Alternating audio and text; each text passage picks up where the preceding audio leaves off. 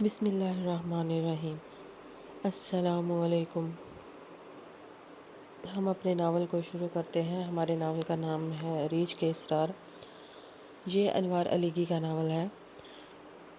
گاڑی اپنی پوری رفتار سے پٹریوں کے سینے پر دندناتی ہوئی چلی جا رہی تھی۔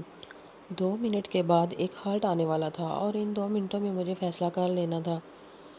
ایک راہ تو یہ تھی کہ میں زنجیر کھینچ کر گاڑی روکوں اور گارڈ کو یہ ہاتھ پیش کر دوں۔ ایک فرض شناس شہری کی حیثیت سے مجھے کرنا بھی یہی چاہیے تھا، لیکن یہ بات میں اچھی طرح جانتا تھا کہ کٹا ہوا ہاتھ پیش کرتے ہی میرا سالم ہاتھ پولیس کے ہاتھ میں آ جائے گا اور صدیوں تک مجھے عدالت اور تھانے کے چکر لگانے پڑیں گے۔ اس کے علاوہ بغیر لائسنس کی بندوق میرے پاس تھی۔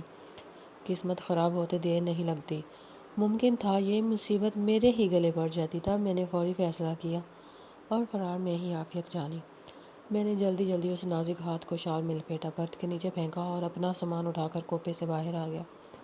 گیلری کے آخری سرے پر کھلے دروازے میں بونچال کی طرح داخل ہو گیا۔ یہ ایک 4 برتھوں کا کوپے تھا اور اس میں پہلے ہی سے 2 مسافر موجود تھے۔ یہ ایک نیا شادی شدہ جوڑا تھا اور انہوں نے نیچے والی دونوں برتھوں پر قبضہ کیا ہوا تھا۔ ایک پر کچھ ملا جلا سا سامان تھا جو پھیلا ہوا تھا اور دوسری برتھ پر بذات خود پھیلے بیٹھے تھے۔ میری آمد کو انہوں نے مداخلت بھیجا تصور کیا۔ ان کی جگہ اگر میں ہوتا تو میں بھی یہی تصور کرتا، لیکن میرے ساتھ مجبوری تھی۔ میں انہی کے ساتھ بیٹھ کر اپنے آپ کو محفوظ سمجھتا تھا۔ میں نے اوپر برتھ پر قبضہ جما لیا، ان کی پیشانی کی شکنوں کو ایک بھرپور مسکراہٹ سے برابر کرنا چاہا، لیکن اس کا ان پر اثر نہ ہوتے دیکھ کر فوراً اپنی قیمتی مسکراہٹ پر اسٹاپ مارا اور برتھ کو اپنی جگہ سمجھ کر پاؤں پھیلا دیا۔ اتنے میں ہالٹ آ گیا۔ منظور گھڑی پر گاڑی 1-2 منٹ سے زیادہ نہیں رکتی تھی۔ وہ صاحب جن کے دونوں ہاتھوں پر گہری مہندی لگی تھی اپنی برتھ سے اٹھے اور ابھی آیا کہہ کر باہر نکل گئے۔ مجھے یہ بات سمجھنے میں زیادہ دیر نہ لگی کہ وہ صاحب جن کے ہاتھ کی مہندی ابھی میلی نہ ہوئی تھی ابھی آیا کہہ کر کہاں گئے ہیں۔ ان کے واپس آنے تک گاڑی حرکت میں آ چکی تھی۔ وہ صاحب خوش اندر آئے، اپنی بیوی سے آہستہ سے کچھ کہا اور وہ فوراً ہی کھڑی ہو گئی۔ وہ اچھے قد اور اچھے جسم کی لڑکی تھی، جبکہ مہندی لگے ہاتھ کا قد پستہ اور صورت چشمے بددور تھی۔ اس لنگور نے جلدی اپنا سامان اٹھایا اور اپنی ہور کے ساتھ ڈبے سے نکل گیا۔ وہ نہیں جانتے تھے کہ انہوں نے اس کیبن سے نکل کر کس مصیبت کو دعوت دی ہے۔ میں جانتے ہوئے بھی ان سے کچھ کہہ نہیں سکتا تھا کہ وہ برتھوں والے کوپے میں بدقسمتی سوئی ہوئی ہے۔ ان دونوں کے باہر نکلتے ہی میں نے دروازہ اندر سے بند کر لیا اور دونوں برتھوں کے نیچے اچھی طرح جھانک کر دیکھا کہ کہیں یہاں تو کوئی مصیبت نہیں لیٹی۔ خدا کا شکر تھا کہ اس کیبن میں لاش کا کوئی حصہ موجود نہ تھا۔ میں نے عادت کے مطابق پھر پاؤں پھیلا لیے۔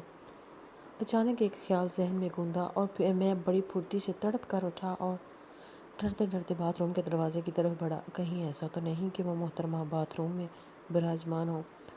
میرے خیال کے مطابق لاش کے تمام حصے اسی گاڑی میں ہونے چاہیے تھے۔ قتل ہوئے زیادہ عرصہ نہیں گزرا تھا۔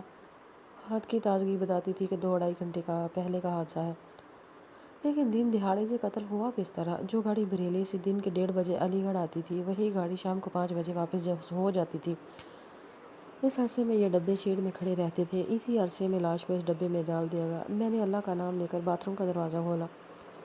باتھ روم میں کوئی ایسی چیز نہ تھی جسے دیکھ کر دل کی دھڑکن تیز ہوتی۔ میں نے اطمینان کا سانس لیا اور اپنی برتھ پر نیم دراز ہو گیا۔ رسالہ کھول کر ابھی ورق گردانی شروع کی تھی کہ دروازے پر کسی نے دستک کی۔ کون آ گیا؟ کوئی مسافر؟ لیکن گاڑی تو ابھی چل رہی تھی۔ مسافر درمیان میں کہاں سے آ گیا؟ ارے کہیں وہ جوڑا تو نہیں؟ ممکن ہے انہوں نے شال کھول کر دیکھ لی ہو۔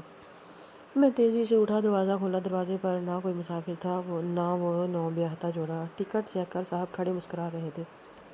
میں نے ٹکٹ دکھا کر دروازہ بند کر لیا۔ رسالہ پڑھتے شام گہری ہو گئی۔ میں رسالہ چھوڑ کر ڈوبتے سورج کا منظر دیکھنے لگا۔ مغرب میں سرخی پھیلی ہوئی تھی، جبکہ سرسبز درختوں پر سیاہی بڑھتی جا رہی تھی۔ دیکھتے ہی دیکھتے زندگی کے علمبردار کو آسمان نے نگل لیا۔ سرخی سیاہی مائل ہو گئی، یہاں تک کہ ہر سو اندھیرا چھا گیا۔ سورج غروب ہونے کے ساتھ میرا دل ہمیشہ اداسی میں ڈوب جاتا ہے، لیکن یہ کیفیت 10-15 منٹ سے زیادہ نہیں رہتی۔ اس وقت بھی مجھ پر بے کیفی سے چھا گئی تھی۔ اچانک ہی ڈبہ روشن ہو گیا، بجلی جلی تو دل میں پھر سے کرن سی پھوٹی۔ سفر کی رات اتنا عرصہ گزر جانے کے بعد مجھے آج بھی یاد ہے۔ رات کا سفر میں نے صرف اس لیے اختیار کیا تھا کہ آرام سے سوتا ہوا جاؤں گا، لیکن اس زنانے ہاتھ نے وہ ہاتھ دکھایا تھا کہ نیند کو کسی کروٹ قرار نہیں آ رہا تھا۔ ہر وقت دھڑکا لگا رہا کہ اب شاہ سے ہاتھ برآمد ہوا، زنجیر کھینچی، ڈبے میں کھلبلی مچی اور پھر وہی پولیس کا چکر۔ صبح کسی وقت میری آنکھ لگ گئی۔ گہری نیند میں مجھے ایسا معلوم ہوا جیسے کوئی میرا نام لے کر پکار رہا ہے۔ کسی نے میرا ہاتھ پکڑ کر ہلایا۔ نیند ٹوٹی تو میں نے چندیائی ہوئی آنکھوں سے ہاتھ ہلانے والے کو دیکھا۔ ارے! میں ہڑبڑا کر اٹھ بیٹھا۔ گھڑی پر نظر کی تو 7 بج رہے تھے۔ گاڑی کب کی بریلی پہنچ چکی تھی۔ میرے سامنے میرے شہزاد بھائی رئیس خان کھڑے تھے اور میری حیرانی اور پریشانی سے محظوظ ہو رہے تھے۔ خدا کا شکر ادا کرو کہ یہ گاڑی صرف بریلی تک ہی آتی ہے۔